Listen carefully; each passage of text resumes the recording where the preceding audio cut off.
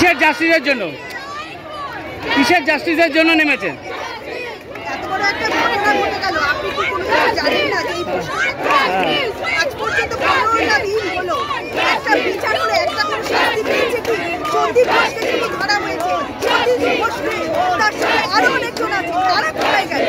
CBI তদন্ত করছে এবং করছে এরপরে কি হবে? তারিখ আসবে, বিচারটা হবে। এরপরে কি ধরনের আন্দোলনে যাবেন আপনারা? আন্দোলনটা চলছে, চলবে, আন্দোলন কখনো বন্ধ হতে পারে না। আপনার ঘরে মেয়ে আছে, আমার ঘরে মেয়ে আছে, প্রত্যেকের ঘরে মেয়েরা আছে, তাদের নিরাপত্তা কোথায়? তাদের নিরাপত্তা তো কে দেবে আমাদেরকে? সাধারণ মানুষের আস্থা কিরকম থাকে এখানে?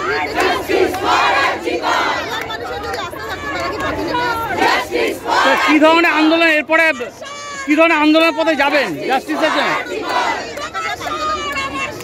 আপনার নামটা বলবেন।